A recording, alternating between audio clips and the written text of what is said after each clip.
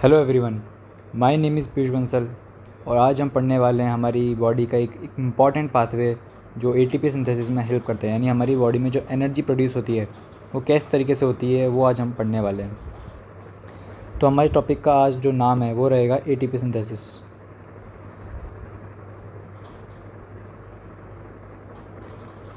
अब जो ATP synthesis ATP synthesis जो होता है वो ऐसे नहीं कोई एक सिंगल पाथवे या फिर कोई सिंगल स्टेप है जो उससे डायरेक्ट एनर्जी हमारी बॉडी के अंदर बन जाती है। ये मेनली 3 तरीके से बनती है, मतलब 3 स्टेप जो होती है वो एटीपी सिंथेसिस फॉर्मेशन में हेल्प करती हैं। पहला तो होता है ग्लाइकोलाइसिस, एक पाथवे होता है, वो एटीपी प्रोडक्शन में हेल्प करता है। एक होता है क्रेब्स साइकिल, इसको हम बोलते हैं try carboxylic acid cycle. Try carboxylic acid cycle भी होती है। और उसके बाद लास्ट में होता है एक electron transport chain, ETC, electron transport chain. तो ये 3 स्टेप जो हैं, ग्लाइकोलाइसिस, क्रेब्स साइकिल और ETC, ये तीनों मिलने के बाद जो एटीपी प्रोडक्शन है वो माइटोकॉन्ड्रिया के अंदर हो जाता है। माइटोकॉन्ड्रिया में होता है एटीपी प्रोडक्शन। तो आज हम इसी ग्लाइकोलाइसिस जो ये पाथवे है इसी को आज हम अंडरस्टैंड और स्टडी करने वाले हैं। अगली वीडियो में हम क्रेब्स साइकिल और देन ETC पढ़ेंगे, लेकिन आज हमारा मेन फोकस रहेगा ग्लाइकोलाइसिस साइकिल पे। चलिए हम पढ़ते हैं ग्लाइकोलाइसिस साइकिल। ग्लाइकोलाइसिस पाथवे, ये जो पाथवे होता है, पहला पॉइंट हम लिखेंगे, जो ग्लाइकोलाइसिस पाथवे होता है ये हमारी बॉडी के अंदर सभी जगह यानी सभी सेल्स में होता है। यानी ऑल सेल्स परफॉर्म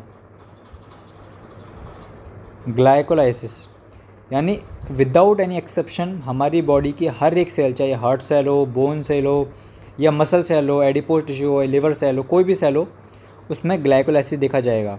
सो ये हर जगह आपको हर सेल में मिलेगी। दूसरा पॉइंट ले सकते हैं कि जो हमारी RBCs होती हैं, यानी जो हमारी ब्लड सेल्स होती हैं, उसके अंदर जो ग्लाइकोलाइसिस है, RBCs glycolysis is the only pathway for ATP production, means energy production, ATP production।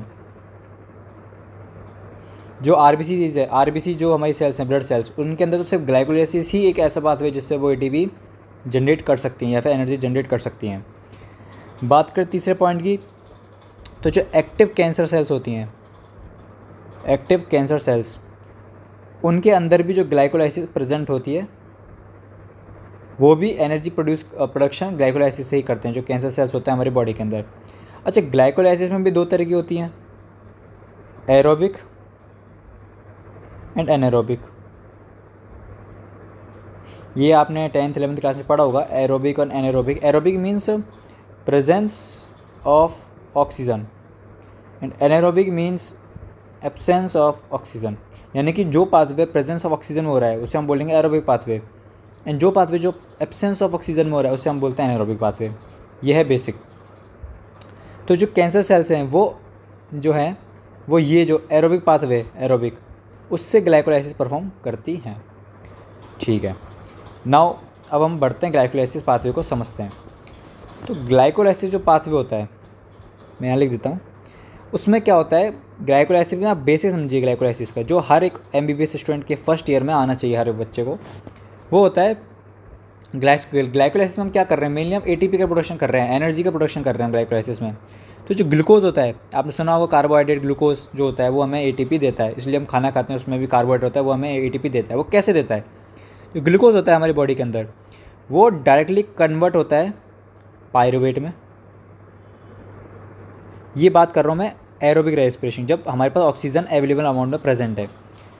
और जैसे मान लो हम बहुत ज़्यादा एक्सरसाइज करते हैं, हमारी मसल्स थक जाती हैं, तब उधर ऑक्सीजन की सप्लाई इतनी नहीं होती, हम बहुत भाग लिए, हम ट्रेडमिल कर लिए, तो उधर क्या होता है, मसल्स में आ जाते हैं क्रैम्प्स, क्योंकि ऑक्सीजन की सप्लाई है नहीं, तो वहाँ चला जाता है एनारोबिक कंडीशन। यानी एनारोबिक कंडीशन में, यानी एब्सेंस ऑफ ऑक्सीजन में क्या होता है, जो ग्लूकोज है वो कन्वर्ट होता है लैक्टेट में। यही प्रोसेस जो हम देखेंगे ग्लूकोज से पायरूवेट कैसे कन्वर्ट होगा वो आज की वीडियो में देखेंगे, और ग्लूकोज से भी लैक्टेट कैसे कन्वर्ट होगा, एरोबिक और एनारोबिक एंड एरोबिक कंडीशन में कैसे कैसे पाथवे चलता है वो हम आज की वीडियो में समझेंगे। इसके बाद पायरुवेट और लैक्टेट का क्या होता है वो फिर जो मैं बोल रहा था कि क्रैब साइकिल बताएगी फिर वो चीज़ जो हम नेक्स्ट वीडियो में देखेंगे। फिर क्रैब साइकिल के बाद ईटीसी चलता है। ईटीसी के बाद हमारा माइटोकॉन्ड्रिया के अंदर क्या हो जाता है, एटीपी का प्रोडक्शन यानी एनर्जी फॉर्मेशन हो जाती है। तो ये एनर्जी जो है एक टिपिकल प्रोसेस है, बट ये एक बहुत मज़ेदार प्रोसेस है। हम इसको एकदम अच्छे से पढ़ेंगे, आपको एक अच्छे से समझ में आएगा। अब हम बात करते हैं फुल ग्लाइकोलाइसिस जो पाथवे वो कैसे काम करता है। देखिए मैं नया पेज ले लेता हूँ। हाँ देखिए, आपको बिल्कुल अच्छे समझना है। जो ग्लूकोज होता है बॉडी के अंदर, ग्लूकोज होता है बॉडी के अंदर, वो हमारा कन्वर्ट होता है ग्लूकोज 6-फॉस्फेट पे। ग्लूकोज हमारी बॉडी में कन्वर्ट होता है ग्लूकोज 6-फॉस्फेट में। इसमें एक एंजाइम की ज़रूरत होती है जिसे हम बोलते हैं हेक्सोकाइनेज। हेक्सोकाइनेज, इसको हम हेक्सोकाइनेज से भी ग्लूकोज 6-फॉस्फेट का फॉर्मेशन होता है। और एक और एंजाइम है जो ग्लूकोज से ग्लूकोज 6-फॉस्फेट में कन्वर्ट करता है, उसका नाम है ग्लूकोकाइनेज। या तो हेक्सोकाइनेज या ग्लूकोकाइनेज। बस ग्लूकोकाइनेज जो होता है वो स्पेसिफिक ग्लूकोज को ग्लूकोज 6-फॉस्फेट में कन्वर्ट करता है, जबकि हेक्सोकाइनेज सारी जो 6 कार्बन वाली शुगर होती हैं उनको कन्वर्ट करता है। ठीक है, नाउ इस पाथवे के अंदर आप देखोगे कि जो एटीपी है, हमारी जो एनर्जी है, वो कन्वर्ट हो जाती है एडीपी में। अब आप बोलोगे कि सर हम तो एनर्जी बना रहे हैं, तो यहाँ एनर्जी कैसे खर्च हो गई, यानी एटीपी एडीपी में कैसे कन्वर्ट हो गई, एनर्जी खर्च हो गई ना। यानी ग्लूकोज से ग्लूकोज 6-फॉस्फेट बनाने में एनर्जी हमने क्यों दी, जबकि हमको तो एनर्जी बनानी है। तो ये एक तरह से आप यही समझ लो कि कोई भी हमको बिजनेस खड़ा करना होता है तो उसके लिए हमें पहले हमको खुद इन्वेस्टमेंट करना होता है, पैसा लगाना पड़ता है, उसके बाद जाके पैसा निकलता है। ऐसे ही हमको ग्लूकोज के अंदर, यानी हमको अगर एटीपी प्रोडक्शन करना है, एनर्जी बनानी है, तो हमें पहले एटीपी खर्च करनी पड़ेगी, उसके बाद जाके एटीपी बनेगी। सिंपल सा रूल है। तो ये कोई कुछ दिक्कत की बात नहीं है। इधर आपको एटीपी का खर्च मिलेगा, आपको इधर एटीपी एडीपी में कन्वर्ट हो गया, हमको एटीपी खर्च करनी पड़ेगी। अब बात करते हैं ग्लूकोज 6-फॉस्फेट में कन्वर्ट हो गया। अब जो ये ग्लूकोज 6-फॉस्फेट है ये फर्दर कन्वर्ट होता है फ्रक्टोज 6-फॉस्फेट में। जैसे कि आप देख सकते हैं ग्लूकोज 6-फॉस्फेट जो है ये फ्रक्टोज 6-फॉस्फेट में कन्वर्ट हो चुका है। नहीं कि सिंपल ये एक दूसरे के आइसोमर्स हुए। ग्लूकोज 6-फॉस्फेट फ्रक्टोज 6-फॉस्फेट एक दूसरे के आइसोमर्स हैं, आपने 12th क्लास में पढ़ा होगा। तो इसी आइसोमर के ऊपर हमने इस एंजाइम का नाम दिया है आइसोमरेज। जो आइसोमरेज एंजाइम है वो कन्वर्ट करता है ग्लूकोज 6-फॉस्फेट को फ्रक्टोज 6-फॉस्फेट में। ओके, अब बात करते हैं जो फ्रक्टोज 6-फॉस्फेट है ये कन्वर्ट होगा फ्रक्टोज 1,6-बिसफॉस्फेट।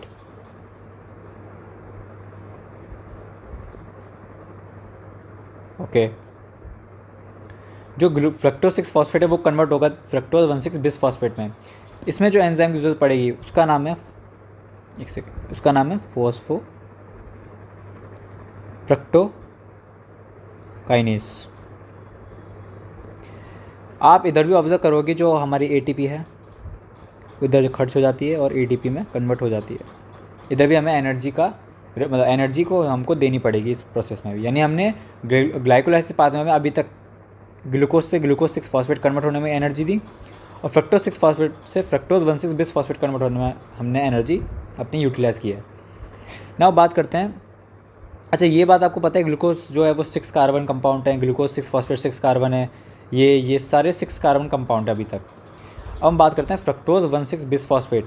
इसके 2 फेट होते हैं, मैं अलग अलग लिख देता हूँ। या तो फ्रक्टोज 1,6-बिसफॉस्फेट जो है वो कन्वर्ट हो जाएगा DHAP पे। DHAP की फॉर्म होती है डाइहाइड्रोक्सी एसीटोन फॉस्फेट। तो या तो ये DHAP पे कन्वर्ट हो जाएगा जो कि 3 कार्बन कंपाउंड है, ये खुद 6 कार्बन कंपाउंड है, तो या तो ये 3 कार्बन कन्वर्ट हो जाएगा, या फिर ये कन्वर्ट होगा ग्लिसरॉल्डिहाइड 3-फॉस्फेट कन में। ठीक है, या तो DHAP में या ग्लिसरॉल 3-फॉस्फेट, ये भी 3 कार्बन कंपाउंड है। तो या तो ये एक मॉलिक्यूल दोनों का बना देगा, या फिर 2 मॉलिक्यूल इसके बना देगा, या फिर 2 मॉलिक्यूल इसके बना देगा। वो डिपेंड करता है बॉडी की नीड्स पे कि बॉडी को क्या इंपॉर्टेंट है इस वक्त। क्योंकि ग्लाइकोलाइसिस एक इंटर कन्वर्जन पाथवे, यानी ज़रूरी नहीं है हमारी बॉडी में 1 to 1 ये सारे बनेंगे। क्या पता ग्लूकोज 6-फॉस्फेट में कन्वर्ट हो जाए, फिर ग्लूकोज 6-फॉस्फेट किसी दूसरे पाथवे में इन्वॉल्व हो जाए।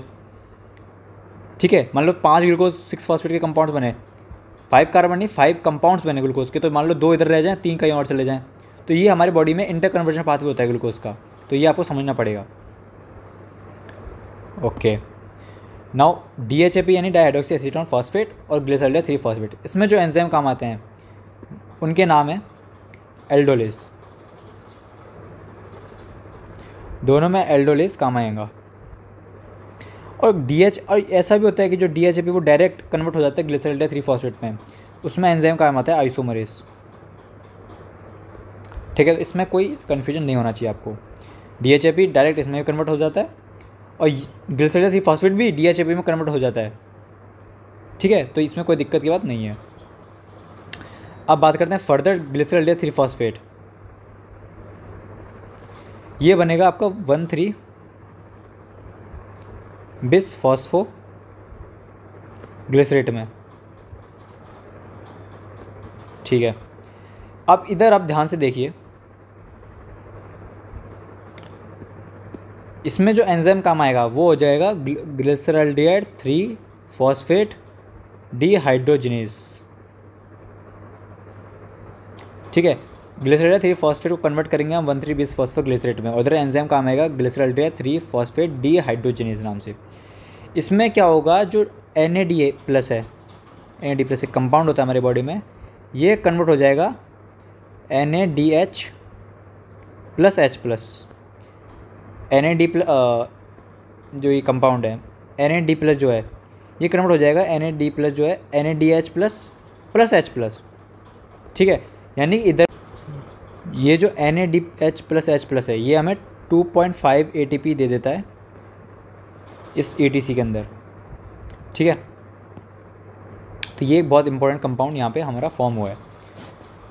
अब बात करते हैं हम आगे, 1,3 बिस फॉस्फोग्लिसरेट जो है वो देन फर्दर कन्वर्ट होता है 3 फॉस्फोग्लिसरेट। ठीक है भाई, 3 फॉस्फोग्लिसरेट में कन्वर्ट हो गया। इसमें क्या होगा, हमारा जो ADP है ना, अब इधर एक फॉर्मेशन हो जाएगा एनर्जी का, ADP कन्वर्ट हो गया। अभी तक तो क्या हो रहा था कि ATP ADP में कन्वर्ट हो रहा था, लेकिन इधर क्या हुआ है, ADP जो है वो ATP में कन्वर्ट हो गया, यानी हमारी इधर सबस्ट्रेट लेवल फॉस्फोराइलेशन हो चुका है, हमारा एक ATP मॉलिक्यूल बन चुका है। अभी तो हम 2 खर्च कर रहे थे, 1 और 2, और अभी हमारा 1 तो बन गया है। अब करते हैं आगे बात। अच्छा, इधर जो एंजाइम काम आएगा उससे आप आइडिया लगा सकते हैं कि कौन सा एंजाइम काम आ सकता है। अगर इधर ग्लिसरॉल्डिहाइड 3 फॉस्फेट डिहाइड्रोजिनेज, इधर क्या हो सकता है, तो इधर काम आएगा 1,3 बिस एक सेकेंड,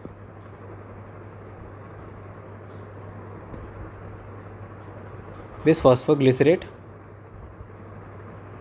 काइनेस, ये हमारा एंजाइम इधर काम आएगा। नेक्स्ट हम देखते हैं 3 फॉस्फोग्लिसरेट बनता है 2 फॉस्फोग्लिसरेट में।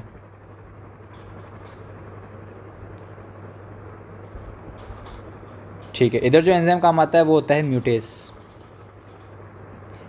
एंजाइम की हमें इधर ज़रूरत होती है। इधर ना तो कोई ADP का फॉर्मेशन होता है, ना ATP का फॉर्मेशन होता है, और ना ही हमारा कोई भी ये इस तरीके से NADH या फिर NADH प्लस का फॉर्मेशन होता है। अब बात करते हैं 2 फॉस्फोग्लिसरेट जो है ये देन कन्वर्ट होता है, हमारा जो 2 फॉस्फोग्लिसरेट है ये कन्वर्ट होता है हमारा फॉस्फो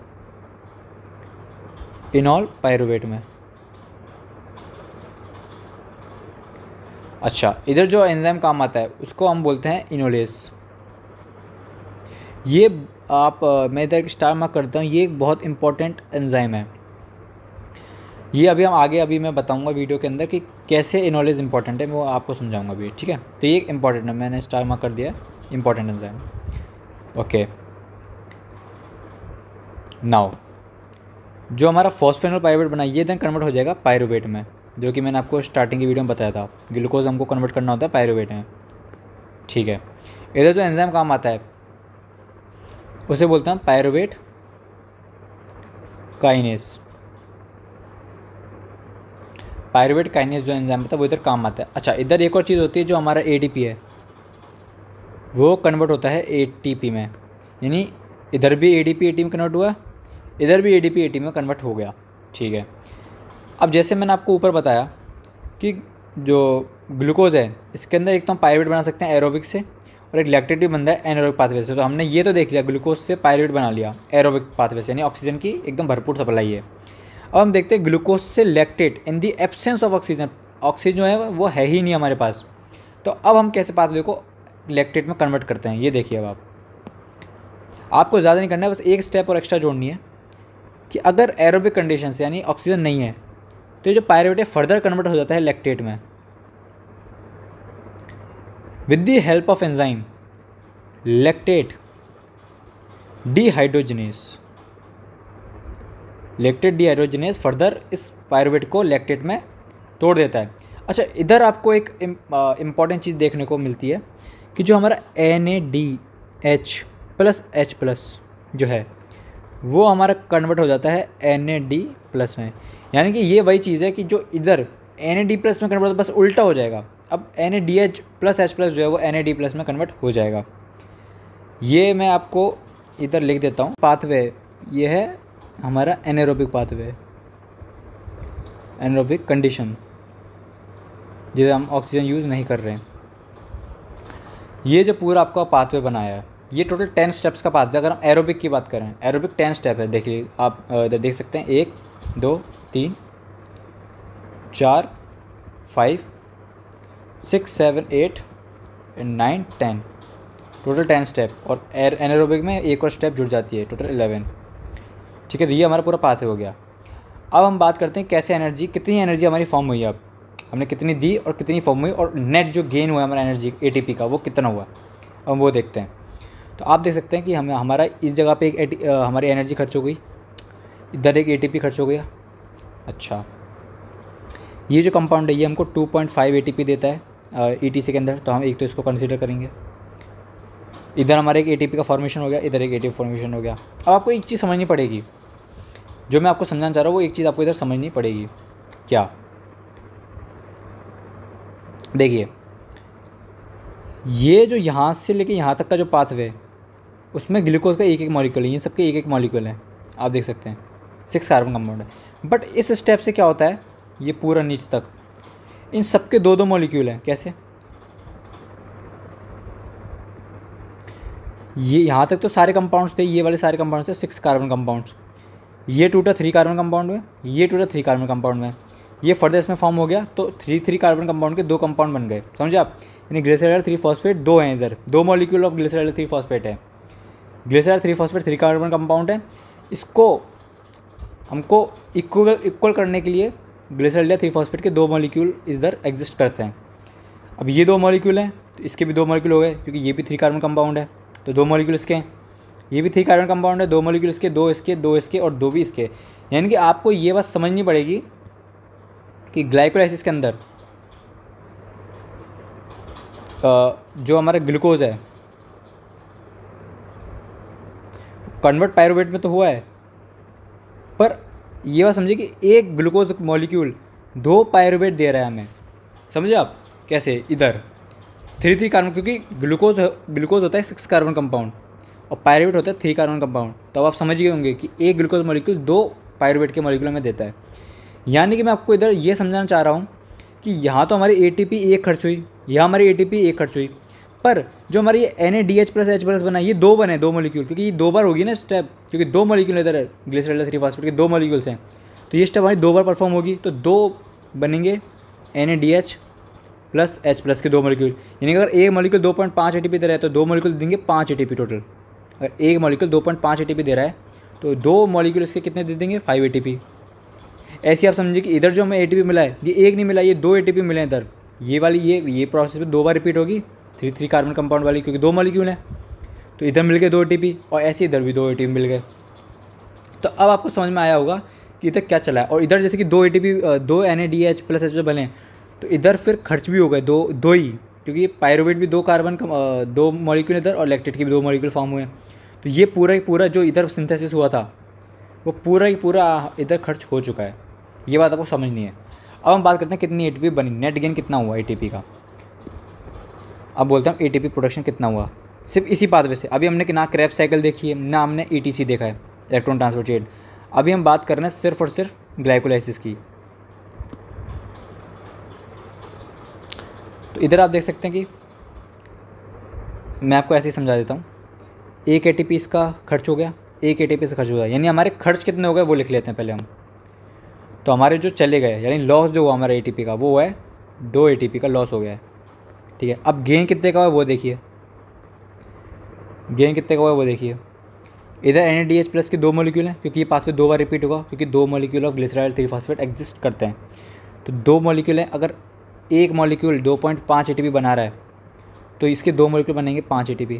तो 5 तो हो गए इसके, 5 हो गए इसके, ये हो गए 2 ATP के मॉलिक्यूल, ये भी हो गए 2 ATP के मॉलिक्यूल। मैंने आपको समझा दिया क्योंकि इधर 2 मॉलिक्यूल है, हर सारे 2-2 मॉलिक्यूल हैं, तो प्रोसेस 2 बार रिपीट होगी। 2 मॉलिक्यूल इसके, 2 मॉलिक्यूल इसके, 5 बन गए यहाँ से, यानी 5, 6, 7 और 8, 9, यानी गेन कितना हो गया 9 ATP का। और यानी हम टोटल कह सकते हैं जो ओवरऑल नेट जो है, ओवरऑल गेन नेट जिसे हम बोल रहे हैं वो गया 7 ATP का। यानी आप देख सकते हो हमने ATP स्टार्टिंग में खर्च करी, फिर भी हमें 7 का नेट प्रॉफिट हुआ है, यानी हमारे सिर्फ ग्लाइकोलाइसिस पाथवे में ही 7 ATP बन गए। तो आप सोच सकते हैं कि ETC और क्रेब्स साइकिल में भी फिर आप सोच सकते हैं कितने हमारे ATP के प्रोडक्शन हो जाएंगे। ये तो है हमारी एरोबिक कंडीशन की बात, कि एरोबिक कंडीशन में हमारी 7 ATP बनते हैं। बट हम बात करते हैं एनारोबिक कंडीशन में कितने बनेंगे। तो ये बहुत सिंपल है एनारोबिक कंडीशन में, यानी हमने अभी तक देखा कि पायरुवेट तक तो इतने बन गए, अब लैक्टेट तक कितने बनेंगे। एनारोबिक कंडीशन में हमारे कितने मॉलिक्यूल्स बनने वाले हैं। तो एक इधर खर्च हो गया, एक इधर खर्च हो गया, यानी 2 तो हमारे अभी भी खर्च हो ही गए हैं। तो इसको हम वही एज इट इज़ लिख देते हैं कि लॉस जो हुआ है वो हुआ है 2 ATP का, ठीक है। ये कंडीशन है कौन सी, एनारोबिक, ठीक है। और ये थी एरोबिक, ये एनारोबिक। लॉस हो गया हमारा 2 ATP का। अब गेन कितना हुआ, तो आप देख सकते हो यहाँ पे जितना गेन हुआ था उतना ही लॉस हो गया। तो ये कैंसिल और इससे ये कैंसिल। अब गेन कितना हुआ है, सिर्फ 2 ATP इसके और 2 इसके, यानी टोटल 4 ATP का गेन हुआ है। समझ रहे हैं, गेन हुआ है हमारा टोटल 4 ATP का। यानी कि हम बोल सकते हैं जो हमारा ओवरऑल गेन है वो कितना हुआ है, सिर्फ 2 ATP का। 4 - 2 2 ATP। यानी कि आप देख सकते हैं एनारोबिक। अब आप समझ जाए, अब आप खुद डिसाइड कर सकते हैं कि हमारे लिए सबसे इंपॉर्टेंट पाथवे कौन सा है। एरोबिक पाथवे सबसे इंपॉर्टेंट है या फिर एनारोबिक पाथवे सबसे इंपॉर्टेंट है, आप खुद ही इसको बता सकते हैं। Aerobic pathway is very necessary for our body, for our cells and for our tissues present in our body. तो हमने क्या क्या देखा, एक बार मैं रिकॉल कर देता हूँ। हमने पहले समझा कि ATP सिंथेसिस के लिए कौन कौन सी प्रोसेस रिक्वायर्ड होती है। तो मैंने आपको बताया ग्लाइकोलाइसिस, क्रेब्स साइकिल और ETC, जिसमें आज हमने ग्लाइकोलाइसिस पढ़ा। अगली वीडियोज़ में हम क्रेब्स साइकिल और ETC भी पढ़ेंगे। ग्लाइकोलाइसिस में हमने क्या पढ़ा कि ग्लाइकोलाइसिस सभी सेल्स में परफॉर्म होती है। RBC के अंदर तो इकलौता सोर्स है ATP का, और कैंसर्स के अंदर भी एनारोबिक वाली ग्लाइकोलाइसिस परफॉर्म होती है। ग्लाइकोलाइसिस के 2 पाथवे, एरोबिक में पायरुवेट बनता है और एनारोबिक कंडीशन में लैक्टेट बनता है। ये हमने सारी प्रोसेस समझी, जिसमें कौन से एंजाइम वर्क करते हैं और क्या क्या बनता है वो हमने इस पूरी स्टेप्स में देखा। टोटल 10 स्टेप की एरोबिक वाली होती है और 11 स्टेप की एनारोबिक वाली होती है। हमने ATP देखा कि ATP कैसे कैसे बने। हमको 7 ATP का फॉर्मेशन हो गया एरोबिक में और 2 ATP का प्रोडक्शन हो गया हमारा एनारोबिक में। हमने ATP प्रोडक्शन देख लिया। अब हम लास्ट बात करते हैं इस टॉपिक को, जिससे हम इस टॉपिक को ख़त्म करते हैं, वो है क्लिनिकल क्या है, यानी इसको हम क्लिनिकली कैसे यूज़ करते हैं। तो अब इसको आप बड़े ध्यान से समझिएगा, बहुत कॉम्प्लिकेटेड है।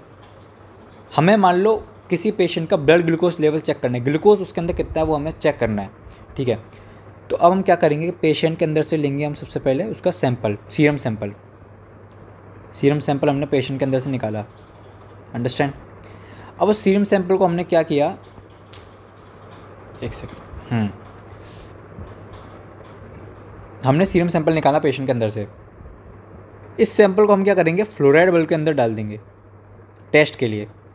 हमें सैंपल कलेक्ट किया तो किस चीज़ का कलेक्ट करेंगे, हम कलेक्ट करेंगे फ्लोराइड बल्ब के अंदर। क्यों? अब सुनिए, जो फ्लोराइड आयंस होते हैं वो क्या करते हैं, ये जो एंजाइम आपको दिख रहा है इनोलेस, जो मैंने आपको स्टार मार्क किया था कि स्टार मार्क क्यों किया था, अब आप समझिए। ये जो इनोलेस एंजाइम होता है, तो ये जो फ्लोराइड आयंस जो हमारे होते हैं, ये इसी इनोलेस एंजाइम को क्या करते थे, इनहिबिट कर देते हैं। इनोलेस एंजाइम को अपना काम करने नहीं देते। अब आप खुद बताइए कि अगर इनोलेज अपना काम नहीं करेगा तो 2-फॉस्फोग्लिसरेट फॉस्फोइनोल पायरोवेट में कन्वर्ट नहीं होगा, और ये कन्वर्ट नहीं होगा तो पायरोवेट बनेगा नहीं, यानी ग्लूकोज आपकी बॉडी में इंटैक्ट रहेगा, सीरम के अंदर ग्लूकोज इंटैक्ट रहेगा। यानी कि हम मान लो पेशेंट से हमने जो सैंपल लिया, मान लो इट्स अजम्पशन हम ले रहे हैं कि पेशेंट के अंदर मान लो इस वक्त ब्लड सीरम ग्लूकोज लेवल है 150 मिलीग्राम पर डेसीलीटर, ये उसका ग्लूकोज कंसनट्रेशन है। हमने फ्लोराइड के अंदर लिया तो फ्लोराइड जो होगा वो ग्लूकोज को यूटिलाइज नहीं होने देगा। मान लो फ्लोराइड इस इनोलेज एंजाइम को इनिबिट ना करे तो ग्लूकोज तो पूरा की पूरा कन्वर्ट हो जाएगा इसमें पायरोवेट में, तो हमको तो फिर सीरम में ग्लूकोज दिखेगा ही नहीं, तो हमको तो लगेगा कि पेशेंट के अंदर ग्लूकोज है ही नहीं, जबकि पेशेंट के अंदर ग्लूकोज है, पर इनोलेज एंजाइम ने की वजह से वो कन्वर्ट हो गया। अब जैसे हमने इनोलेज एंजाइम कैंसिल कर दिया, यानी इनिबिट कर दिया, तो अब ग्लूकोज बना रहेगा, ग्लूकोज कन्वर्ट नहीं होगा पायरोवेट में, तो हमें एक्चुअल पता लगेगा कि पेशेंट के अंदर कितना ग्लूकोज है। अगर 150 है तो 150, 149 ऐसी अप्रॉक्स वैल्यू हमको टेस्ट में मिलेगी। अब हम बात करते हैं अगर फ्लोरा बल्ब ना हो, फ्लोरा बल्ब है ही नहीं, और हमने नॉर्मल जो ट्यूब होती है, बल्ब जो होता है नॉर्मल, उसमें हमने कलेक्ट कर लिया, तो उसमें कलेक्ट कर लिया तो क्या होगा, सिंपल सी बात है, इनोलेज एंजाइम इनिबिट नहीं होगा, यानी ग्लूकोज पूरा कन्वर्ट हो जाएगा पायरोवेट में, तो हमें क्या मिलेगी, वैल्यू कम मिलेगी। यानी पेशेंट के अंदर मान लो 150 है और हमने कुछ 8 बार चेक किया तो हमें मान लो वैल्यू मिली 90 मिलीग्राम पर डेसीलीटर, क्योंकि इनोलेज एंजाइम अपना काम कर रहा है, यानी ग्लूकोज कन्वर्ट हो जा रहा है पायरोवेट में, यानी ग्लूकोज की संख्या इतनी मिलेगी नहीं।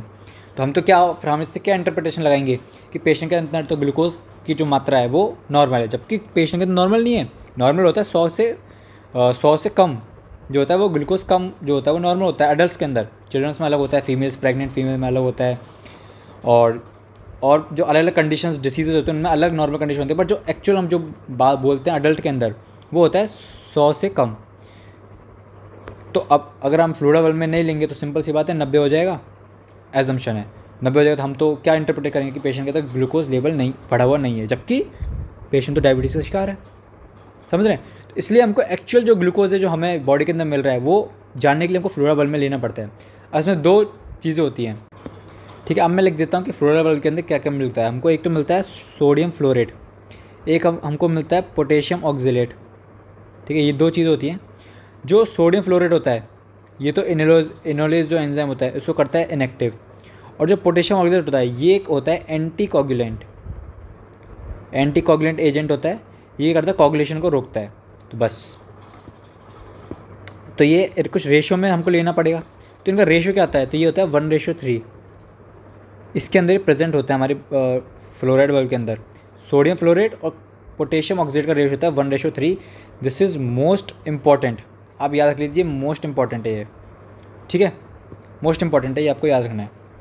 इसी के साथ मैं इस वीडियो को एंड करता हूँ। आपको मैंने इस पूरे ग्लाइकोलाइसिस पाथवे के सारे कंसेप्ट समझा दिए हैं, किस तरीके से इस पाथवे को हम कंट्रोल करते हैं, रेगुलेट करते हैं, कैसे हम क्लिनिकली भी मैंने आपको बता दिया कि पेशेंट के अंदर कैसे किस चीज़ में आपको फ्लोराइड बल्ब के अंदर आपको इसको लेना है, सीरम को, प्लाज्मा ग्लूकोज सीरम को आपको लेना है। अच्छा, इसमें एक मेथड होता है जो मैं आपको बता सकता हूँ कि जो ग्लूकोज एस्टिमेशन जो करते हैं पेशेंट का ग्लूकोज एस्टिमेशन, उसमें मेथड होता है GOD POD method, full form है ग्लूकोज ऑक्सीडेज पर ऑक्सीडेज मेथड, ग्लूकोज ऑक्सीडेज पर ऑक्सीडेज मेथड। इसका हम उपयोग लेते हैं किसी भी पेशेंट के अंदर ग्लूकोज सीरम के अंदर जो है ग्लूकोज की कंसंट्रेशन निकालने के लिए, ठीक है। तो फिर थैंक यू आप सभी का, ये मैंने आपको सारा पूरा पाथवे समझा दिया है, आपको ये याद रखना है, ठीक है, ये आपको याद रखना है पूरा पाथवे, और ये सारा फेट मैंने समझा दिया। अगली वीडियो में हम क्रेब्स साइकिल और ETC को पढ़ने की पूरी कोशिश करेंगे, ठीक है। तो बस आज के लिए इतना ही, मिलते हैं अगले वीडियो में, तब तक के लिए बेस्ट ऑफ लक।